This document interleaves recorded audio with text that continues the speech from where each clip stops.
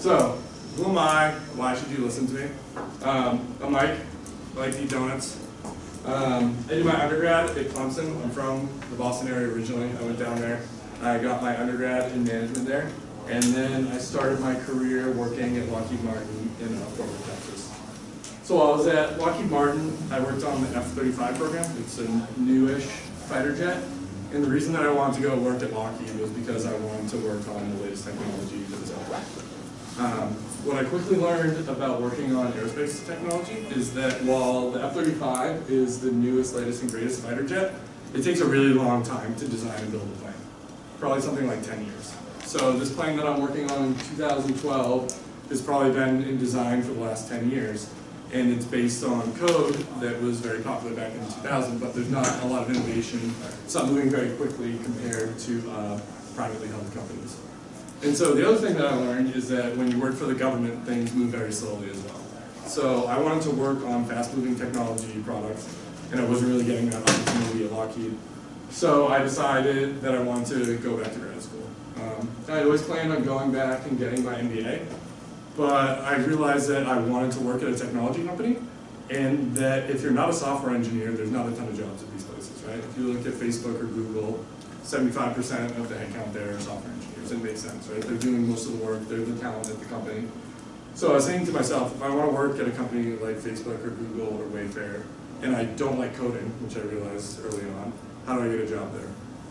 And so product management is really nice because it's that intersection between the technical side of the business, what the engineers are building, and the business side of it. So your job is to take what you're hearing from customers and from business stakeholders, and then translate it into code that can be developed by the engineers.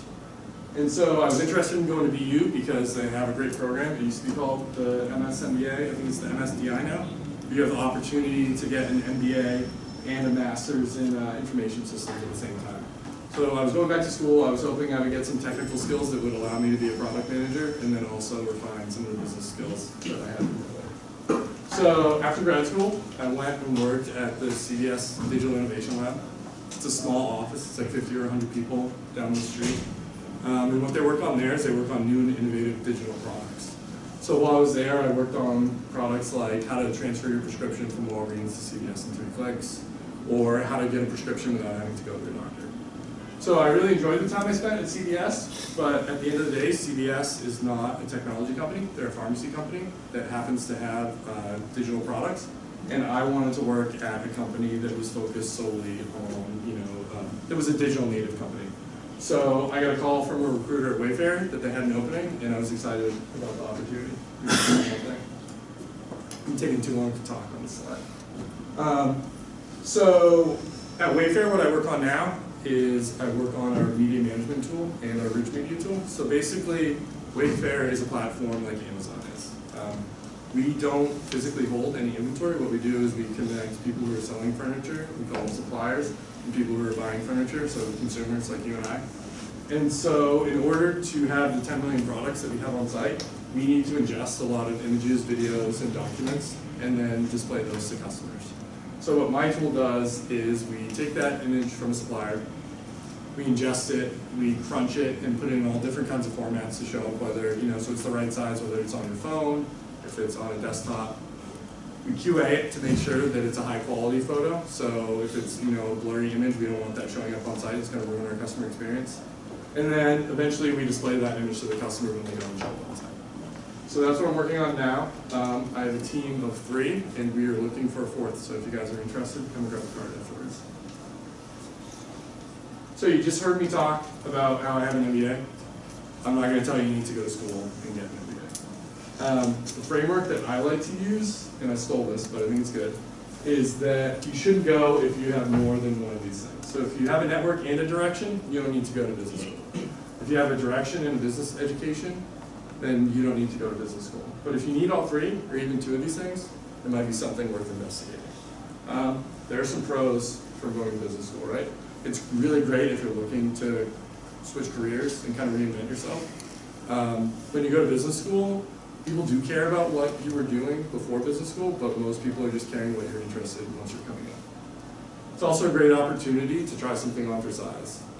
Over the course of an MBA program, if you go full-time in your summer in between your first and second year, you're probably going to be required to do an internship. This is a great opportunity to try stuff on. Whether you think you're interested in product management or you want to be a consultant, you can try it for 3 months and then make the decision of whether it was right for you or not. If at the end of the 3 months you decide that that company or that role wasn't right for you, you have a whole year to find out what you're actually interested in. And then lastly, business school is a really great opportunity to get new friends and to grow a network. You guys are all here. I'm not saying you don't have friends. What I'm saying is that when you go to business school, you have the opportunity to get friends who are interested in the same career as you have. So I don't know about you guys. I have friends from high school and college. Some of them are doctors, lawyers, some of them work in construction, whatever. When you go to business school, you really have an opportunity to meet new friends and build a network with people who are interested in the same career that you have. And it really gives you an opportunity to take advantage of that. So an example is, down the road you're looking for a job and one of your friends happens to work at the company that you're interested in. Or say you have a presentation that you have to give in front of 30 or 40 people and you want to make sure that it's good. So Monday night this week, I called up a couple of my friends from business school. He came over, we had a couple pizzas, and they went through the slides with me and gave me pointers on it to help review it. So that's some of the things I think are great about business school. There's definitely some drawbacks too though. It's very expensive. When people see that image over there, they think, it's someone running away with a money bag after they graduated from an MBA program and, they're making 150 grand a year with bonus and equity and all that stuff. That's not what that image of. That is an image of the admissions officer running away with your diploma.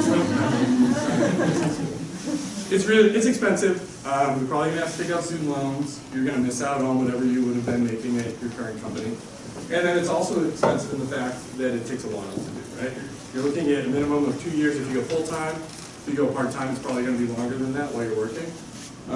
And during that time, you could be working to get a product management career in other ways, right? In 2 years, you could try starting your own company and getting experience that way. You could try working sideways, like I'll talk about later, and either moving to a new company that's closer to what your end result you want to be, or moving into a different role closer to being a product manager at your current company. And then the last thing is, I think that there's a little bit of a stigma with MBAs in tech companies lately. I'm not quite sure why that is. I think it's the fact that there's just less value placed in technology companies on formal education.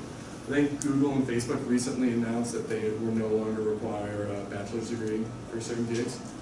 So, you're going to spend all this money, all this time, and then it's not necessarily a degree that's highly valued by the career that you're choosing. Maybe it doesn't make sense for you. And I have 2 quotes to illustrate this.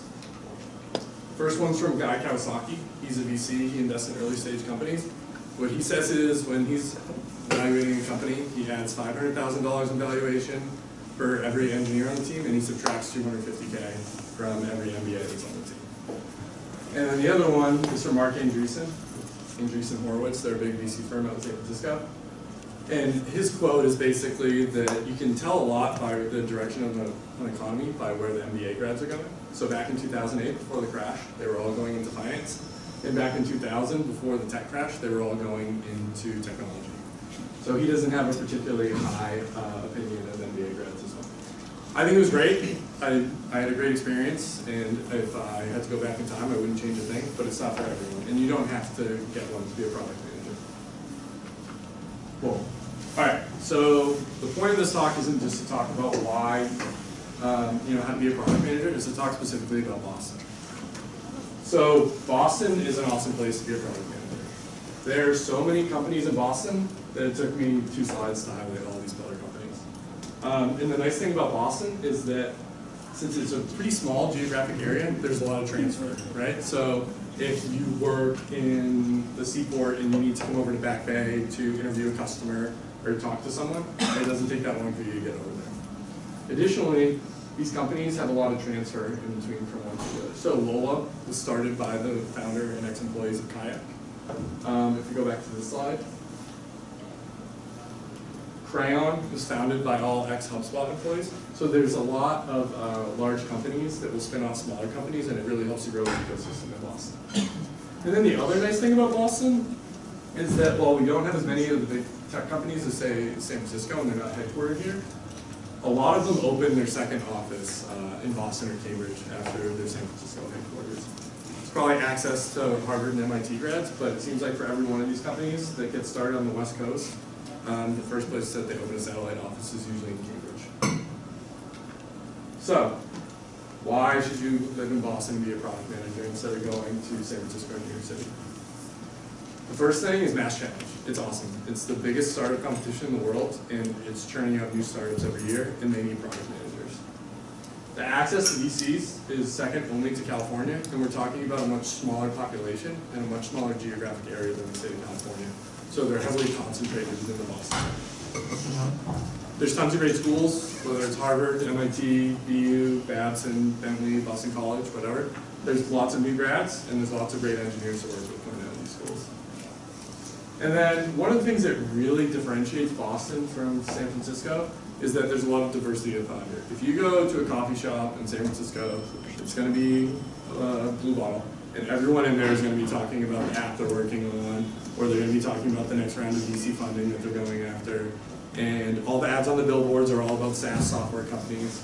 But in Boston, that's not really the case. Boston probably has a huge tech industry, really big healthcare town, and it's a really big finance town. So there's a lot of opportunities for these industries to kind of merge. And if you're talking about what Boston is world class in terms of technology, healthcare tech, travel tech, ed tech, and marketing tech, and those aren't coincidences. Those technology verticals are all related to the types of other industries that we have in Boston. If you want to be a healthcare product manager, Boston is the place to be. Pardon me, it's not even close. Same thing with education technology. With the schools that are around here, there's no place I'd rather be a product manager. And then the last thing is that Boston has a lot better sports teams than these other towns, right? Like, I can argue that Boston is better than San Francisco in technology, but no one's going to argue that the 49ers or the Jets are better than the Patriots. So it helps boost everyone's spirits. All right. Let's do some hand raising again. How many of you guys already work at a technology company? Cool. All right. So if you already work at a technology company, you're halfway there. Your company has product managers. Now you just need to find out how you can become one, right? And so there's two different tracks here. I think one is if you have a technical background. If you're a software engineer and you've suddenly gotten sick of coding and you decided that you want to decide what gets built instead of just building what ends up on the ticket, then it's a pretty easy transition for you. My advice to you would be to start talking to your product managers. Sit next to them, talk to them, annoy the hell out of them. There's a lot that they can teach you, and what you're really looking for is you're looking for some insight on how they're defining the requirements, right? At the end of the day, if you're an engineer at one of these companies, you get a ticket and you build it. But you don't really get a lot of insight to why that ticket's being written that way. For example, you don't know why that drop-down box that you're building has 3 or 4 selections instead of 5 or 6. So sit next to the product managers, annoy them, talk to them, and hopefully you'll learn something. For a lot of the big tech companies, the ideal product manager is a software engineer who went and got a business education, right? So if you're looking to work at Google or Facebook, that's a great path for you as well if you're looking to leave your current company. So that's for if you have an engineering background. If you don't have an engineering background and you work at a technology company, my advice would be the same, to talk to product managers. But it really depends on what your role is.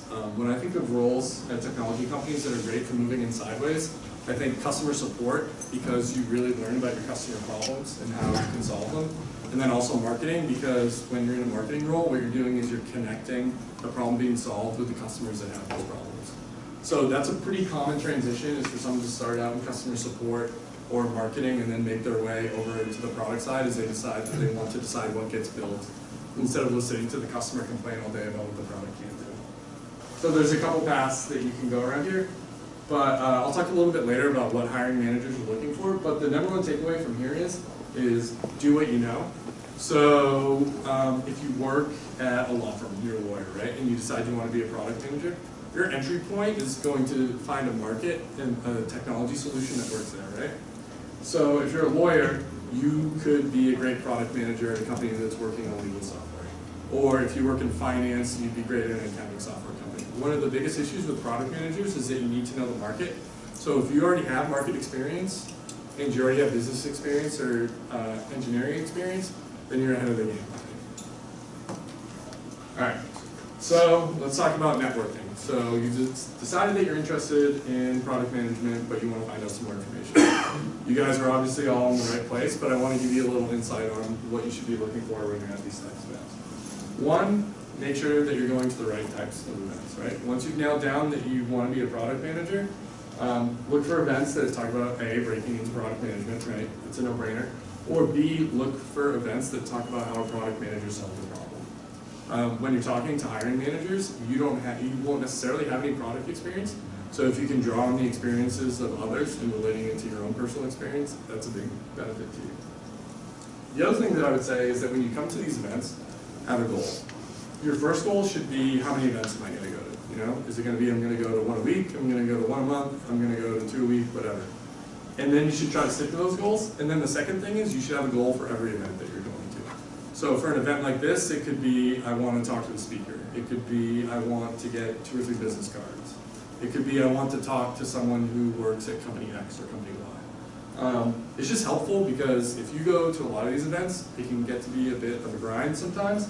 And what you don't want to be is the people in this image, right? You don't want to show up to the event, sit there, listen to the presentation, look at your phone, and not talk to anyone. That's not going to help you.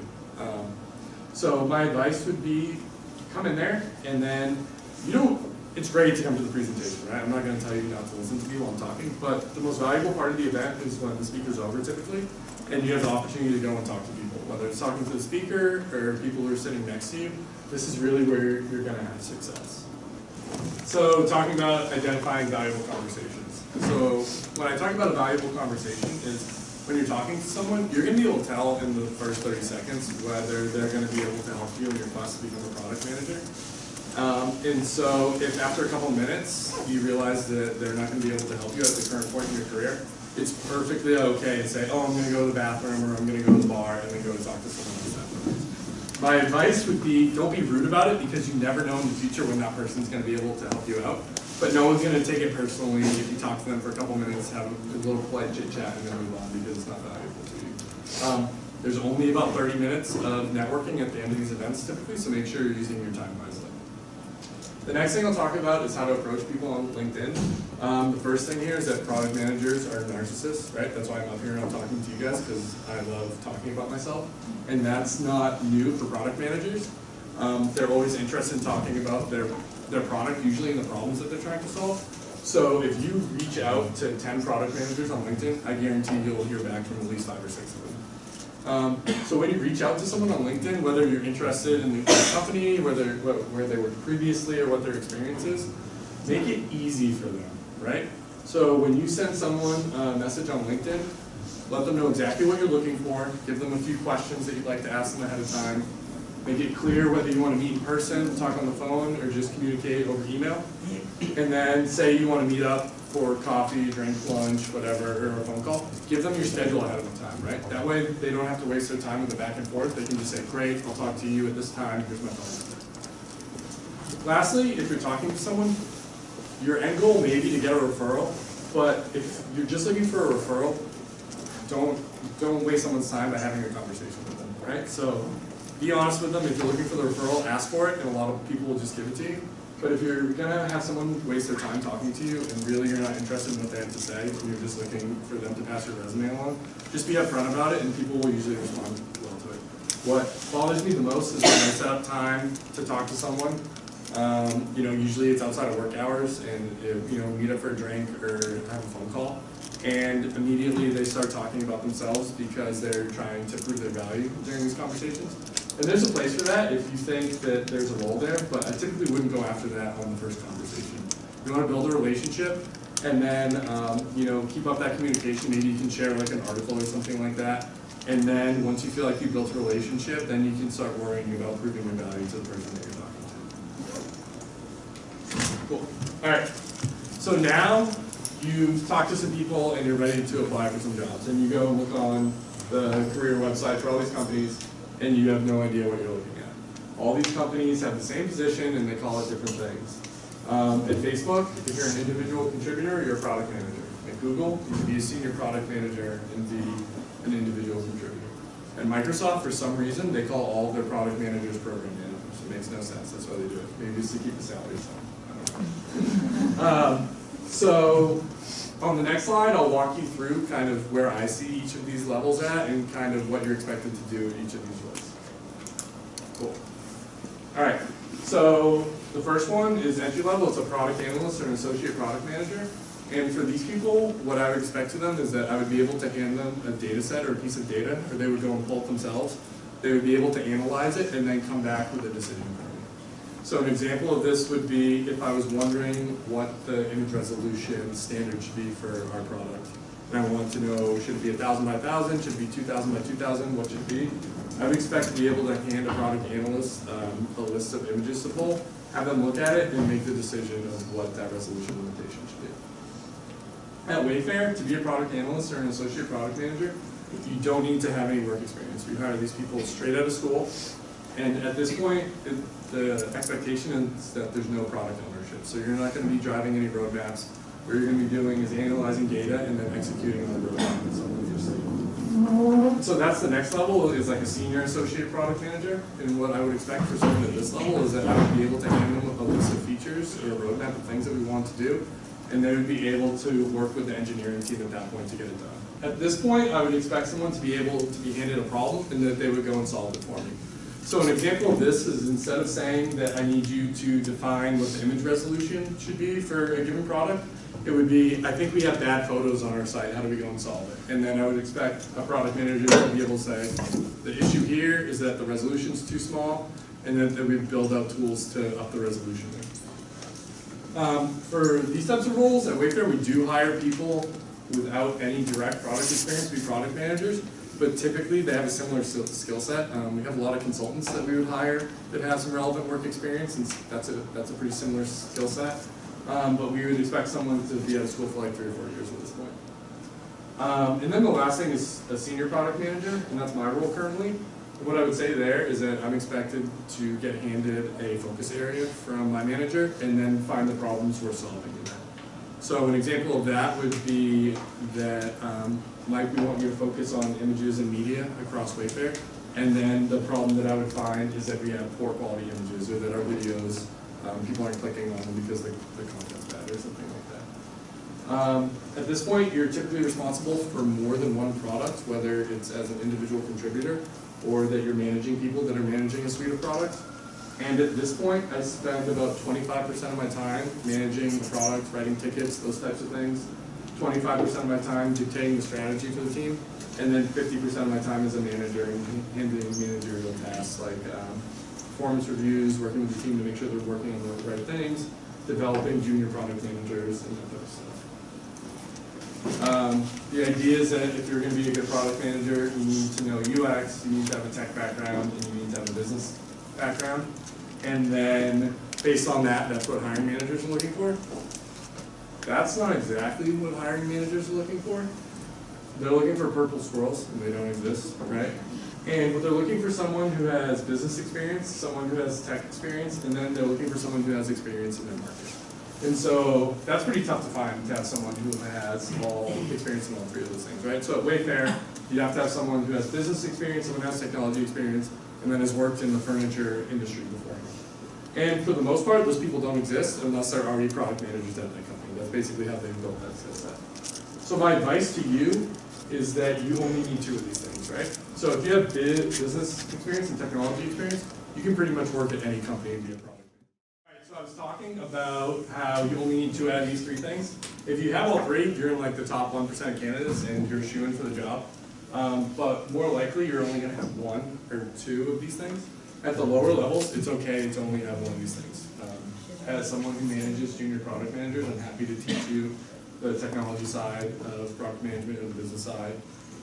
It's really challenging when someone doesn't have any of these things, but typically everyone has at least 1 of these things, so I wouldn't really worry about that. So the important thing for you when you're looking for jobs or you're applying for jobs is to be self-reflective and realize which one of these things you might be lacking, and then have a story for how you're willing to solve that when you get into an interview. So if you're lacking tech knowledge, you can talk about how you're taking a class at product school to try to level up your tech knowledge. If you're lacking market knowledge, you can say, hey, I've never worked in furniture at WayFair before, but I have worked in e-commerce before, and you can kind of angle it that way. If you don't have any business experience, you can talk about how you're going to school part-time to get your MBA or something like that. You don't have to do that, by the way, just to reiterate that one more time. So this is what product managers are actually looking for. And the other thing that I like to see as a product manager is something that someone's built. So these are wireframes for an app that we built in grad school. Anyone here watch Silicon Valley? Hot dog, not hot dog? This is the same idea. So you could take a picture of a dish, and it would tell you what was in that dish and how you could make it, right? And so the technology to build this doesn't exist, right? Like, you couldn't build this right now if you wanted to. Some people are working on it using like machine learning and AI and all types of cool stuff like that. I can't do that. So all I did was built out these wireframes and built out a fake version of the app. I use a tool called Balsamic to do this. And basically, you can build these low-fidelity wireframes and build a clickable prototype out of them. And then when you go into an interview, they can, someone asks you, hey, what products have you worked on? You can say, hey, I haven't worked on any live products, but here's some wireframes or some prototypes that I built. And it goes a really long way. It's easy to talk about something that you built or talk about something that you said you built and you didn't actually. So when you have this in your back pocket and you can actually show it to someone during an interview or when you're having a conversation with them, it goes a long way. But doing something like this isn't for everyone. Personally, I have no artistic chops whatsoever. I can draw stick figures. So it doesn't necessarily have to be wireframes or a prototype. You can use other skills that you have. And so this is an example of another project that we did that I'd use as like a portfolio project. This is a data analysis project. Basically what we did is we had two data sets. We had one for the locations of every bar in Boston, and the other thing that we had is we had a map of every crime in Boston. So the goal was that if we could map alcohol-related crimes to the bars, we could see what the most dangerous bar in Boston was. The methodology is not perfect, right? So if you look on here, you can see this green dot, and it's surrounded by all these red dots. And so our assumption was, hey, here's this bar. Why does it have all these red dots? It must be kind of a shady bar. Actually, it was the DoubleTree at the Hilton over in Fort Point.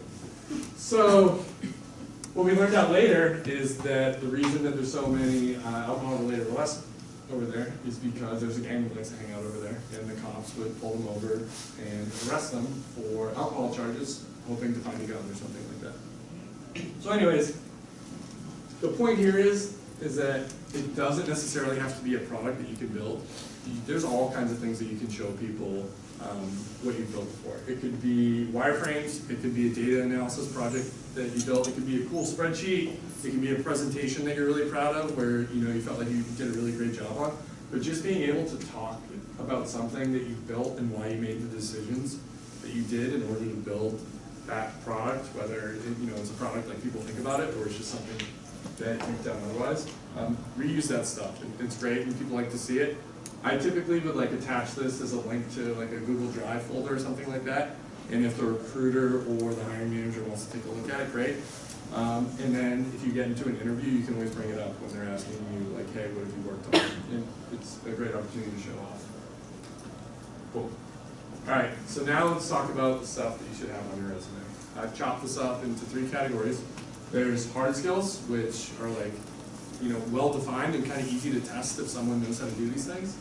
There's soft skills, which are a little fluffier, and you might not be sure if you have them. And then there's some tools here that are good to know if you're trying to get a product up. So I'll start with the hard skills. The first one is road mapping. Basically, you need to be able to take a list of features, decide which ones are the most important, and then lay out when you want to do them. When you have an engineering team, you have limited resources, and you need to be able to decide which things you're going to go after first. The second thing is that you need to do data analysis. You need to be able to look at a data set and make decisions coming out of it. It's great to talk to users, but you can only talk to one user at a time typically.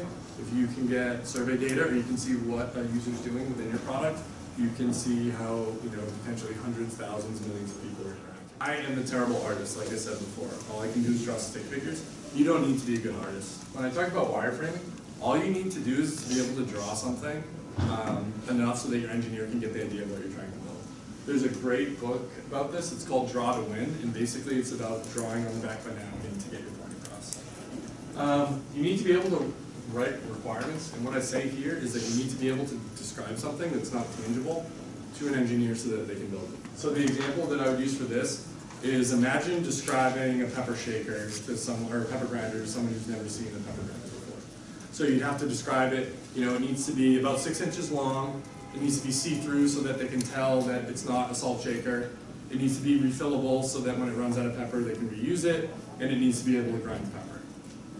So when you think about requirements writing, it's easy to get the happy path down, and that's basically the best case scenario for when someone's using it.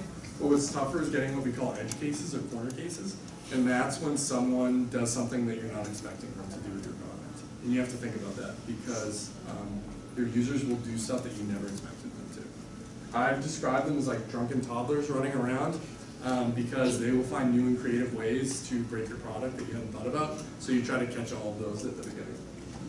You do need to have a bit of a technical acumen. You don't need to be able to code. You just need to be able to talk to the engineers and get their point across. As you talk to them more and more, you'll pick up more of it just by osmosis. But just initially, you need to be able to talk to them on their level.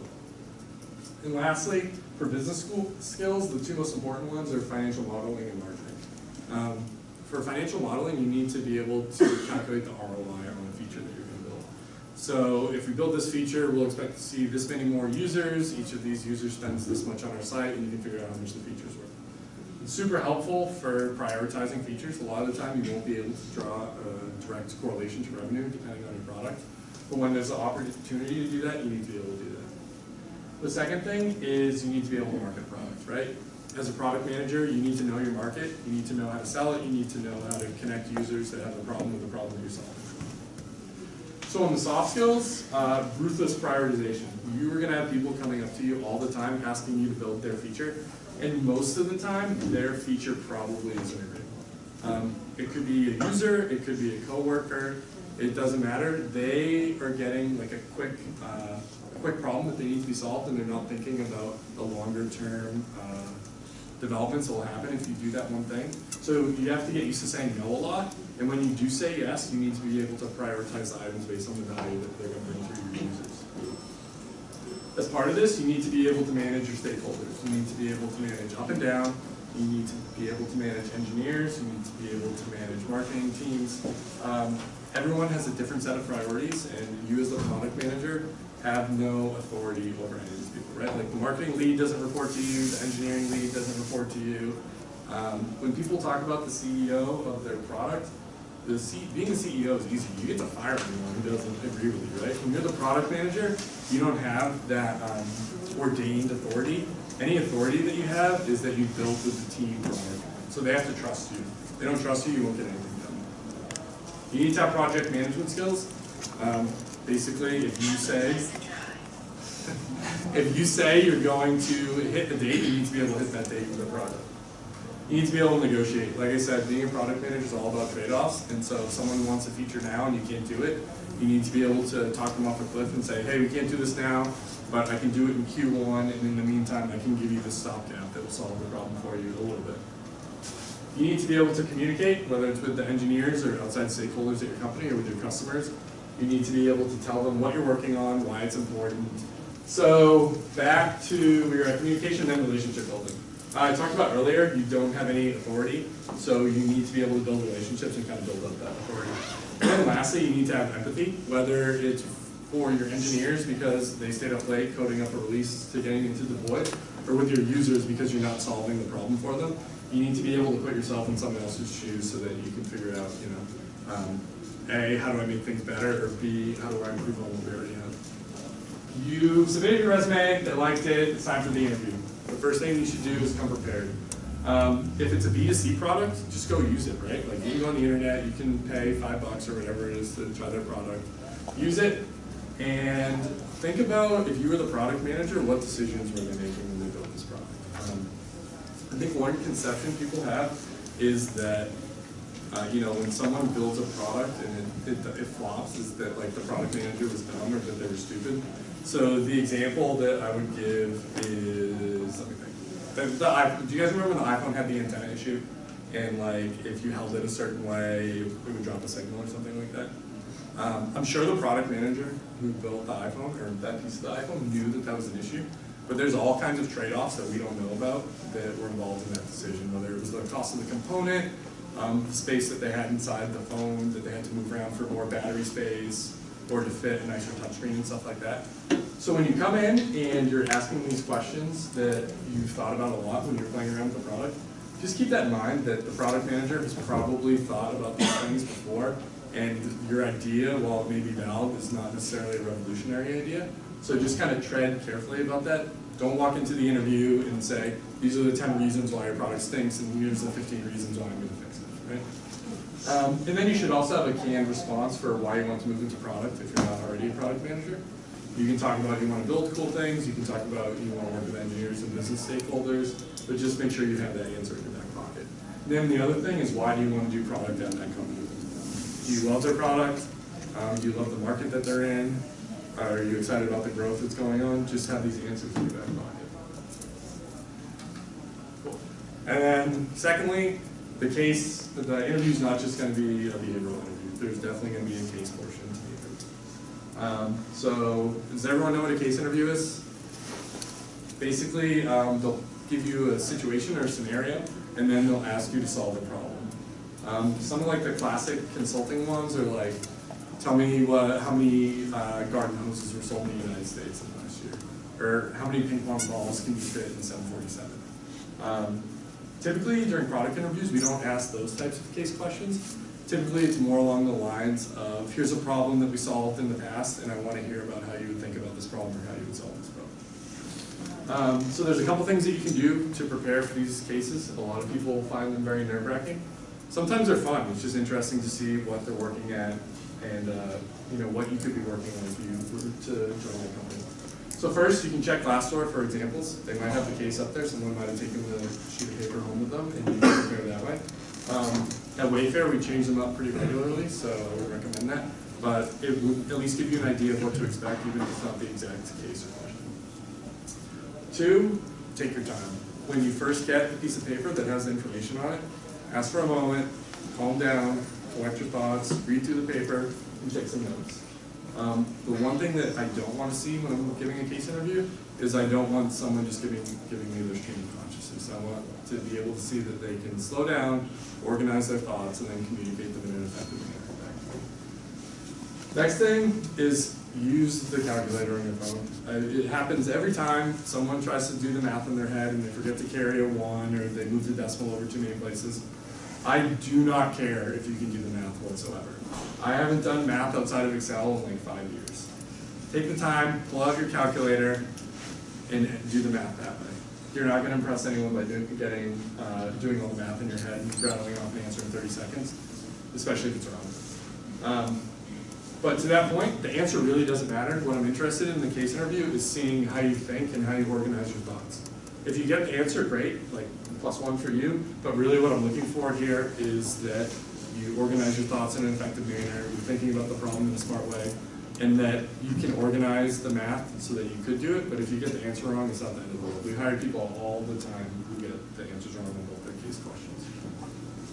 Lastly, and I cannot emphasize this enough, if there's a whiteboard in the room, you should have a marker in your hand and you should be drawing on it. Earlier when we talked about show me something that you built, it's the same way during the case interview. I want you to draw it out for me.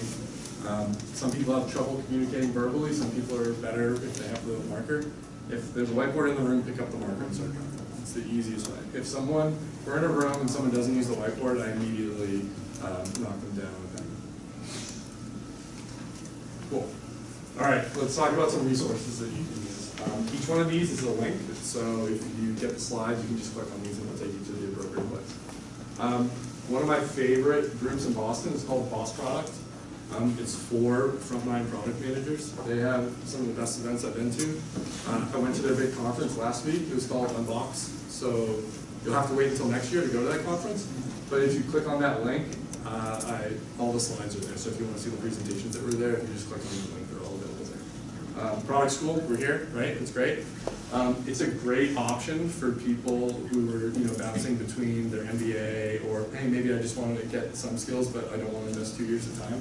And it's really actionable. They teach you skills that you can actually use on the ground. You talked about SQL. I know I skipped over the tools earlier, but if I was going to say one language that you guys should learn, it's SQL. Every company uses it, and it's the best way to pull data. And so they have classes like that using, would you say the two analytics tools you guys use? Optimizing and Mixpanel. Those are two great tools for looking at analytics and how your users interact with your product. They're standardized across the industry for the most part. So if you know how to use those tools, you have a leg up. General Assembly is also great, similar to product school, different events, different classes, but same thing. In terms of authors, Marty Kagan's great. He wrote Inspired over there. He has an email list that's really great if you want to join that. Great insights. He's been a product manager for a long time. Another one that I like is the Black Box of PM. It's just a Medium blog from a guy from Twitter. They have some great insights as well. And then lastly, this one's a little different, but it's the Product Plan blog. They're a SaaS company, so they're trying to sell you something, but they have great inbound marketing material about what it's like to be a product manager. Since they're selling their products to product managers, they have a great frame around the problems that you run into as a product manager, so they have some great content there as well. There's some books that I would recommend. Chaos Monkeys is written by an early Facebook product manager. He came up with the term shit umbrella. The Hard Thing About Hard Things is written by Mark Andreessen's partner, Ben Horowitz. It's about being a product manager at Netscape, and then he moved on to run his own company as a CEO. Inspired is by Marty Kagan. It's all about how to build products that people love to use, how to delight your users. And then Cracking the PM Interview is a great book. It was written by someone from Google. Basically, it's really tactical feedback. They have some great example cases of using it. And then lastly, there's a couple articles that I recommend that you guys read if you're looking to get into product management. One's the minimum viable product manager. So like the MVP, the minimum viable product. These are the core skills that you need to have to be a product manager, and then which ones you should try to acquire as your product manager. The second one is getting to technical enough. This is a great thesis on the perfect amount of technical ability you need to be a product manager. Long story short, it depends on your product. If you're selling an API product to other engineers, then you need to be super technical because you need to know your customers. But if you're working on a really UX-heavy product, you maybe don't need that much technical ability. And then the last thing was also written by Mark Andreessen. It's Good PM, Bad PM. It's about 5 years old at this point, but it's a great framework for measuring yourself as a product manager.